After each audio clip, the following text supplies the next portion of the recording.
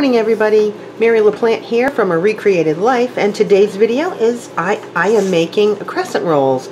I call them Butterhorns. I wanted you to see my recipe. This is my recipe. Look how beat up it is. I've used this recipe for years. I think I got this recipe in my home ec class when I was in junior high. But anyway, and I typed it on a manual typewriter, so I wanted you guys to see that. But anyway, today I am making Butterhorns, and I wanted to show you guys. Now they're kind of long and complicated, so please bear with me. They are well worth it. So for this recipe, I need to have scalded milk. I've got my microwave going with some milk in a Pyrex cup that is scalding. Now I don't know how many of you guys know what that is, but you just want to heat the milk up until it forms a skin on the top. That's scalded milk. You can do it on a stove, in a little pot on the stove, but I do mine in the microwave. So my milk is in there doing scalding. There it goes, it's done. It also calls for this right here. I wanted to show you. I'm going to move the camera around and try to show you that I've got this right here, which is just my KitchenAid mixer bowl with butter, sugar, and salt. That's what we need to make that portion of it. And then over here, I've got the flour. There's some yeast, there's eggs, milk, and I just wanted to show you this. The recipe calls for 3 to 4 cups of flour. By the way, I am halving the recipe. I'm making half of the recipe because it makes too big of a batch for me. You know, for today's purposes, I'm really only doing this for video. Usually I make these when I go to a party, Christmas party or Thanksgiving or, you know, some kind of occasion, and it's going to be a big crowd of people, so I want the whole recipe. But for today's purposes, this is what I'm doing. So this is 4 cups of flour. You want to add 3 to 4 cups of flour, and I've got 4 in here, knowing that this is the most I'm going to want to add. So, and then I've got yeast, and for yeast, I buy this yeast here. You guys know that I've done videos before telling you that I use a bread machine, so I have this yeast on hand. This yeast is perfectly fine to use for these rolls. You don't have to go buy a separate, different kind of yeast. This is fine. It's just rapid rise yeast. 2 1/4 teaspoons equals 1 packet. So that's how you measure this out. Well, what I've done is I've put it in a little bowl, and I've added a little bit of sugar. I don't know if you guys know or not, but in order to test your yeast to make sure if it's actually active and good to use, you put a little bit of sugar in it, and when you add the warm water, it will foam. If it foams, that means your yeast is still good. If it doesn't foam, you know your yeast is no good and you don't want to use it. At that point, I would stop what I was doing and go to the store and get some fresh yeast. So anyway, that's what I've done with that. And I've also got a couple eggs that I'm going to beat after I take out the milk. I also wanted to show you, I hope I can do this without, in my oven, I've heated my oven to 200. Oh, I don't know if you can see it or not. Oh, there it is. In my oven, I have heated it to 200, and inside I've got my cast iron enamel cookware heating up, making it warming. And that is what I am going to make my dough rise in. I've got my KitchenAid mixer out here all ready to go. So I'm just going to shut off the camera for a moment while I get set up, and I'll be right back on. Okay, you guys, so I've scalded my milk, and I'm going to pour it into the mixture of the butter, salt, and sugar mixture so that it can start melting the butter a little bit. And I do this, and it's too hot right now. Once you do this, that milk is quite hot. And you want to melt the butter a little bit, so let it, as you can see that it's starting to melt. And while that's going on, I want to get my yeast mixture done.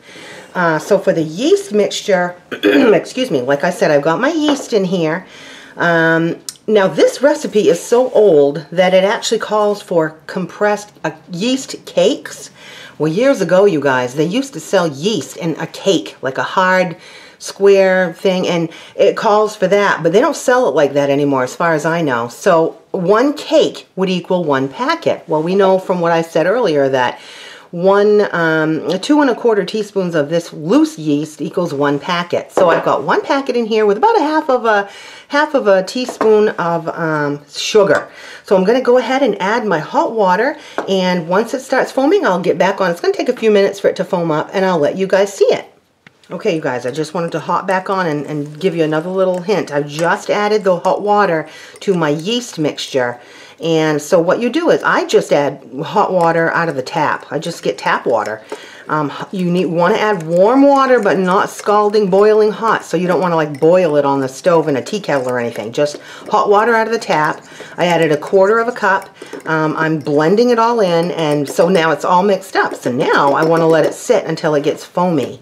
And as you can see, my butter and my milk mixture is cooling down just a tad.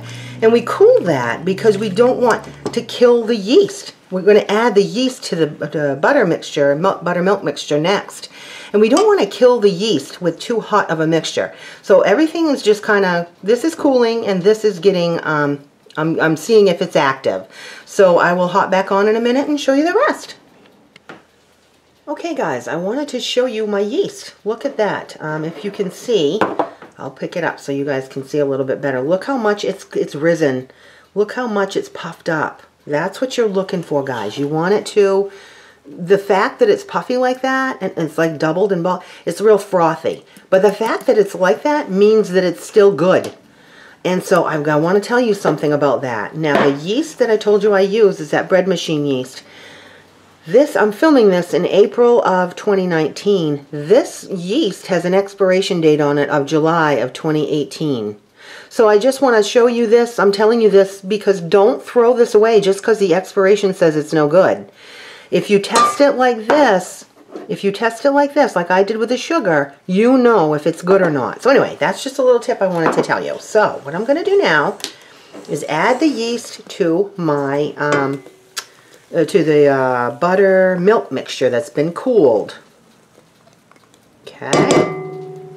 So that's the next step. Make sure you get it all out of there and then mix it up.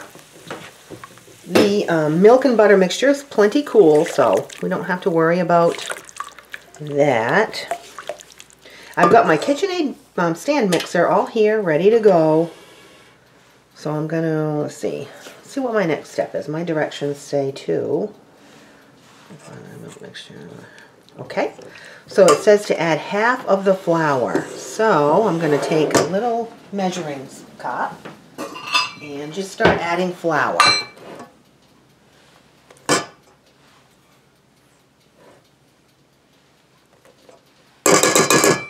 I'm just going to add it a little at a time. So here goes.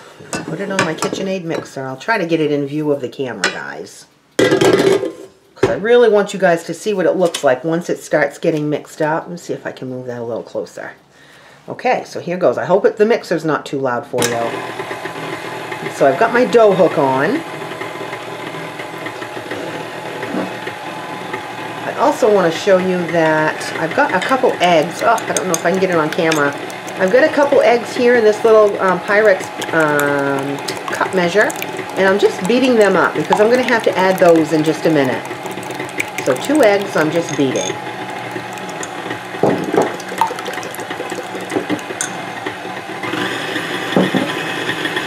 Okay, and I'm going to continue to add my flour.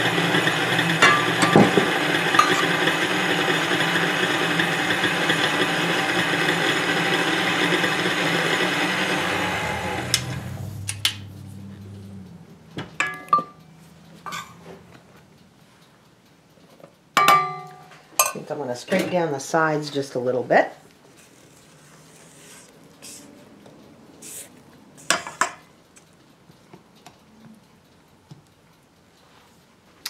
And continue to mix.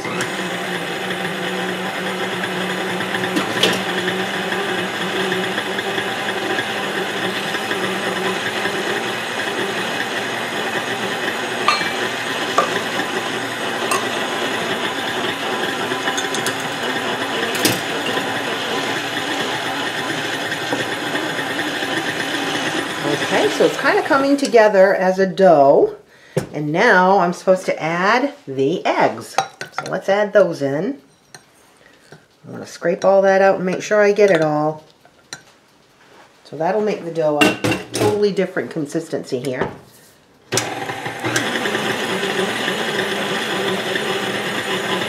Then I'm going to continue to add my flour. And like I said, all I want to do is add just enough to make a nice dough. Now, if you aren't experienced at making bread or rolls or anything like that, you'll get a feel for it after a while. After you do this for a while, you do get a feel for what a good, quote-unquote, good dough is. So just keep adding.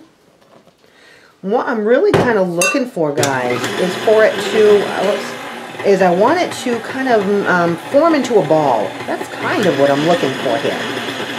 You don't want to turn your mixer too high when you pour flour in, because if it's dry, it will pop up and you get flour everywhere.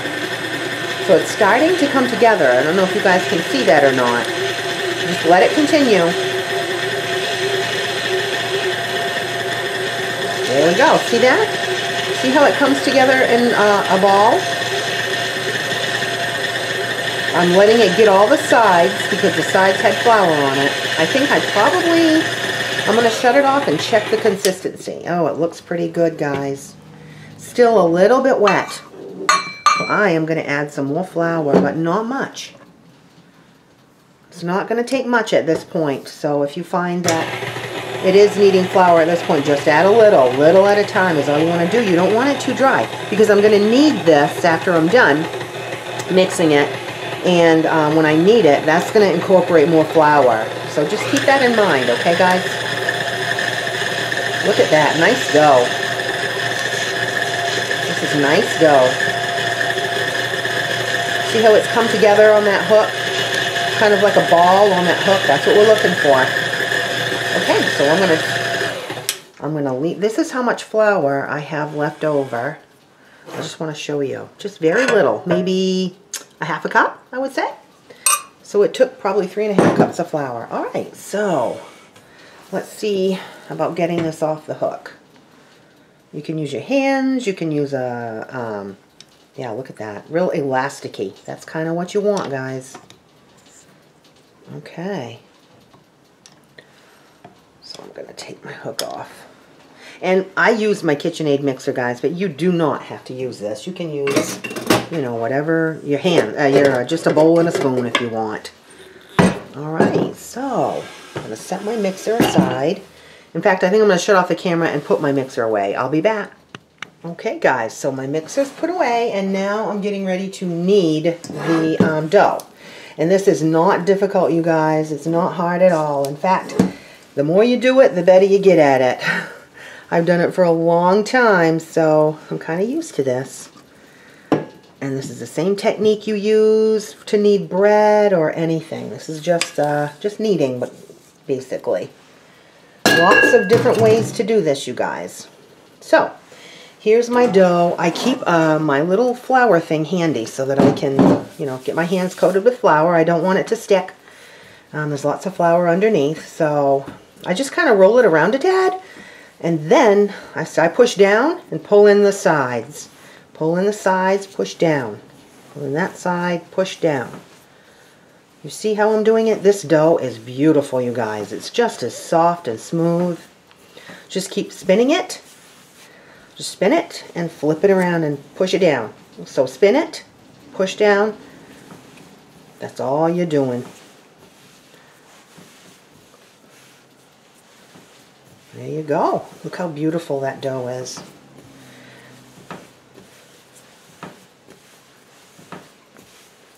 And eventually, you know, when you first start doing it, the dough is a little sticky.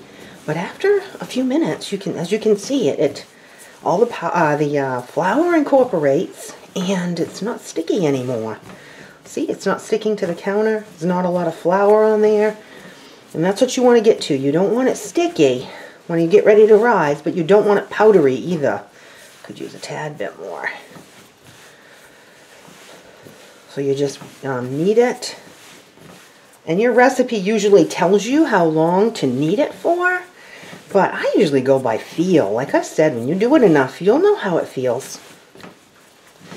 Don't let this scare you guys because it's so worth it. Okay, look at that beautiful, look at that. Isn't that gorgeous? Okay, so what I do now, I'm going to go get my, well actually no, I'll bring the camera over. So here's my dough. I don't want to make you guys dizzy. Well, what I'm doing here is, this is my enamel cover, what am I trying to spit out? Enamel covered cast iron cookware, and this is what I'm using to make it rise. Okay, here we go. That's a little bit better view. Okay, so what I've done is, when I heated my oven to today, before I started making my rolls, I heated my oven to 200 degrees, which is not hot at all. But once it hits 200, turn it off. Leave the oven closed, just turn it off and let it cool down. You don't want it really hot, but you do want it warm so that your rolls can rise. And while I was doing that, I heated up, I put my cast iron pan in there as well to heat it up as well. Sprayed it with some cooking spray, and now it's ready for my rolls to rise. Now all I'm going to do, I'm going to take my cooking spray and spray the top of the rolls. Now, you can use butter, melted butter, you can use melted shortening. I mean, you can use different things. It's just so much easier to use my spray. So what I've done is I've done that. I'm going to put the cover on and I'm going to let it rise. Now, my recipe says, oh, I put my recipe away. My recipe says to place the dough in a warm grease bowl. Brush the surface with melted shortening, cover and let rise in a warm place about 2 hours. So I'm going to put this back in my warm oven, but the oven is off. Remember guys, it's important. You don't want to cook your bread, you just want it in a warm place to rise. So I'm going to put this in the oven for, the warmed up oven that's off, for 2 hours, and we'll see what it looks like when I'm done. Okay everybody, so it's been 2 hours and I'm getting ready to take the cover off and check my rolls. I've taken them out of the warmed oven, and as you can see, they've risen quite a bit. You're supposed to let them rise until double bulk, and I think I've done that. So the next step is that I have to roll them out and make them into the crescent rolls. So I'm going to shut off the camera and show you how I do that.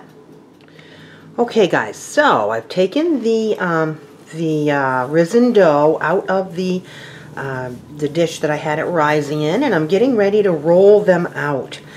So what I like to do is, oh, you heard that alarm go off just now? It's my oven. I've got my oven once again preheating to 200. Now that it's up to 200, I'm going to shut it off, and that way it'll be warm.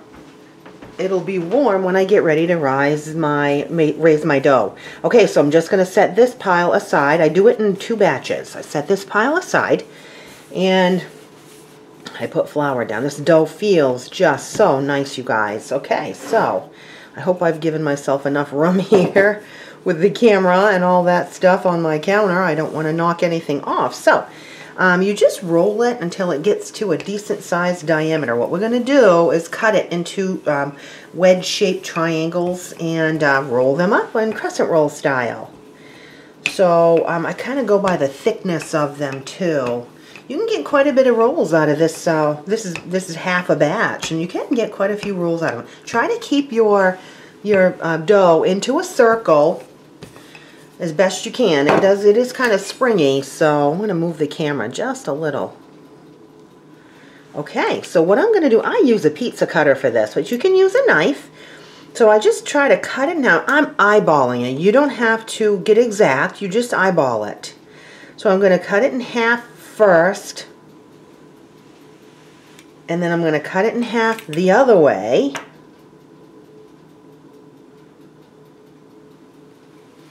And then I just, I cut each section in half again. Each one I do half. I keep going half, half, half until I get to where I want. I think that's where I'm going to stop right there. So as you can see, I've gotten quite a few rolls here. So what I do, you take the one section of roll and you start from the wide end and you roll it up toward the tiny end.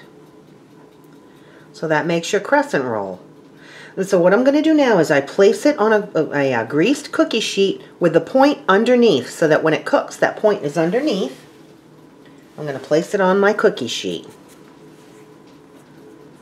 So I'm just going to roll these all up, and I will show you what I do once I get all the crescent rolls made. Okay guys, I got them all rolled out, all cut up, all rolled into their crescent shapes and on the cookie sheets.